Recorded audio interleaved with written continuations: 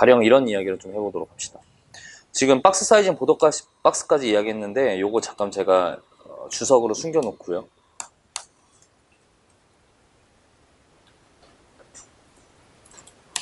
자, 그리고 어떤 이야기를 할 거냐면 이런 이야기를 할 거예요. 그냥 한번 보세요. 시습 시간 충분히 드릴게요. 자, p 태그를 이용해서 클래스를 여러 개 넣어 봅시다. 자, 이렇게 글씨를 썼습니다. 자, 이게 무슨 얘기냐면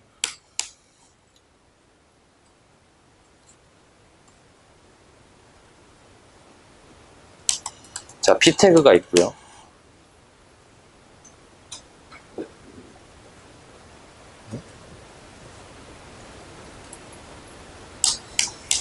자, p 태그에게 클래스를 달도록 할게요. A라고. 그리고 A에게 컬러를 레드로 부여하도록 하겠습니다. 여기까지는 늘상 우리가 하는 방법이니까 크게 문제가 없는데 이런 게 있어요. 잘 보세요. 잘 보십시오. 한 칸 띄고 B. 자, 그러면 이게 어떻게 되는 거냐면 A라고 하는 클래스명과 B라고 하는 클래스명 두 개가 동시에 들어가 있는 상황입니다. 오케이? 자, 그러면 이렇게 되는 거죠.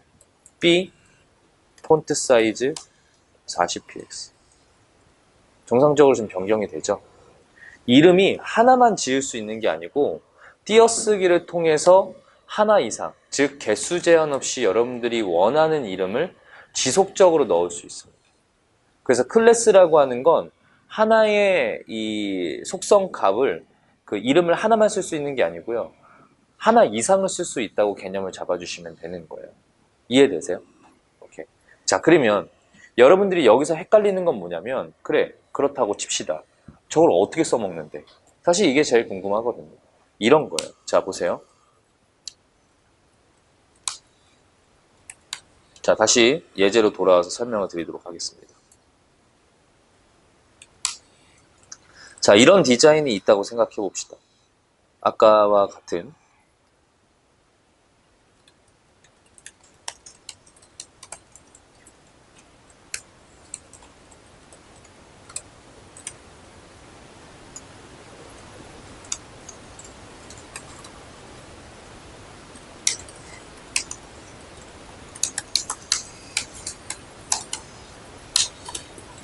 자, 여기서요.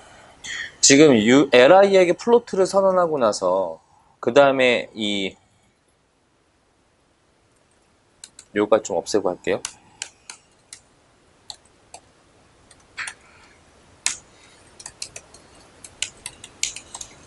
자, 여기서 지금 해제를 해줘야 된단 말이죠. 그쵸? 근데 해제를 해줘야 될 때 우리가 지금 이 li 3개에게 플로트를 선언했으니까 마지막 이곳에서 애프터 해제를 해야 되지 않겠습니까? 그러면 지금 아이템이라고 하는 녀석을 잡아서 애프터 해제를 할 거 아니에요.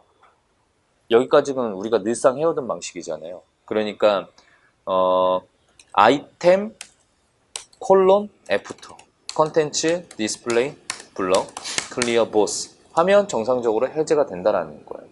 그래, 여기까지는 우리가 계속 해오던 방식이니까 문제가 없는데 가령 div a 래퍼 그리고 div a div b 라고 해서 2단 디자인을 또 만들어야 되는 상황이 왔어요.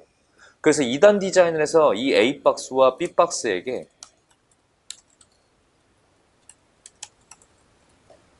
다시 디자인을 한번 해보도록 하겠습니다.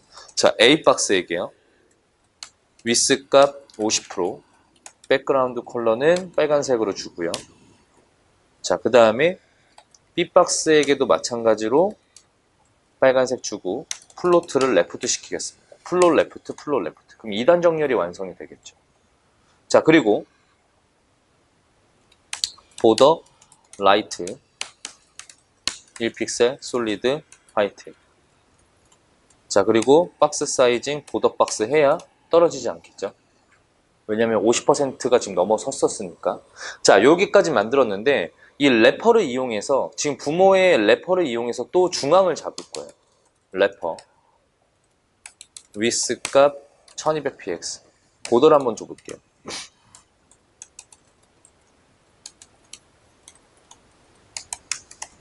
자, 이렇게 중앙 정렬을 했다고 생각해 봅시다. 자, 그러면 여기서 또 뭘 써야 돼요? 애프터 태그를 또 써야 되는 거야.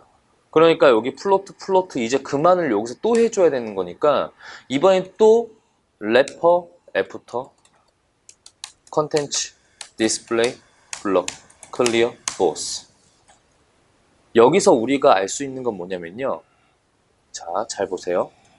이거를 제가 아이템 애프터하고 한번 비교를 한번 해보도록 할게요.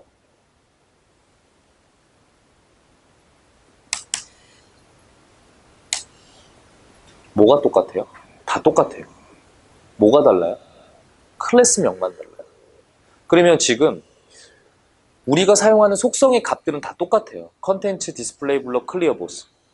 그러니까 우리가 해제가 필요할 때만 사용하는 클래스명을 하나 만들어서 독립적으로 클래스를 하나 따로 만들어서 필요한 곳에 그 이름을 넣어준다고 한번 생각을 해볼까요? 그러니까 이런 반복된 코드를 앞으로 계속 쓸 거 아니에요. 우리가 플롯 해제를 한두 번만 하겠냐라는 거야. 아니에요. 사이트를 만들면서 얼마나 많은 플로트와 얼마나 많은 플롯 해제를 하겠습니까? 그럴 때마다 컨텐츠, 디스플레이 블럭, 클리어 보스를 일일이 이름을 잡아서 한다라는 건 사실 굉장히 효율적이지 못한 코드일 수 있다라는 거죠. 그러면 어떻게 할 수 있느냐? 잘 보세요. 다 싹 다 지웠습니다. 지금 다 해제 안 되고 있고요. 여기다가 무엇을 할 거냐면 clear pix라고 하는 이름을 만들고요. 애프터 컨텐츠, 디스플레이, 블럭, 클리어, 보스. 자, 이름을 하나 만들었어. 그리고 이제 이걸 어떻게 할 거냐면 플롯 해제가 필요한 여기서 애프터 해제해야 되지 않습니까? 그러면 아이템 애프터였죠. 근데 여기에 클리어 픽스라고 하는 이름을 미리 만들어 놨죠. 그거를 여기다 넣어주면 자동으로 해제가 됩니다. 그리고 래퍼에다가도 애프터 해제를 했었어야 되죠. 근데 사실상 이것도 래퍼 애프터를 또 만들어야 되니까 너무 불필요한 작업들이 계속 일어나게 되죠. 그러면 미리 만들어 놓은 클리어 픽스를 여기다가 또 넣어주는 거예요. 그러면 클리어 픽스는 한 번만 만들어 놓고 재활용을 하는 겁니다. 자, 그러면 여기서 클래스의 모든 모든 특이한 사항이 나오는데 뭐냐면 클래스는 하나의 이름을 만들어 놓고 수십 번, 수백 번, 수천 번 재활용할 수 있다 라고 하는 개념을 설명했었죠. 그래서 A라고 하는 이름을 만들어 놓고 내가 필요할 때마다 A를 지속적으로 속성의 값으로 계속 쓸 수 있다. 재활용할 수 있다 라고 설명을 드렸었고, 그 다음에 오늘 설명한 건 뭐냐면 속성의 값으로 이름은 하나 이상을 쓸 수 있다. 이 두 개가 융합이 되면 이런 재활용 코드를 만들어낼 수 있는 거예요. 그래서 클리어 픽스라고 하는 걸 내가 필요할 때마다 쓰면서 이름은 하나로 관리를 해주는 거죠. 그리고 래퍼는 중앙 정렬을 담당하고 있고 그냥 디자인을 담당하고 있는 거고요. 그 다음에 클리어 픽스는 그냥 해제만 담당하고 있는 거예요. 이런 식으로 조금 구분을 지어서 사용을 하면 관리적인 면에서 굉장히 효율이 올라간다는 거죠. 그러면 이제 우리는 더 이상 애프터 해제를 일일이 쓸 필요 없이 애프터 해제가 필요한 공간에 무엇을 하면 돼요? 클리어 픽스라고 하는 이름을 넣어줌으로써 그냥 끝내는 거예요. 이해됩니까?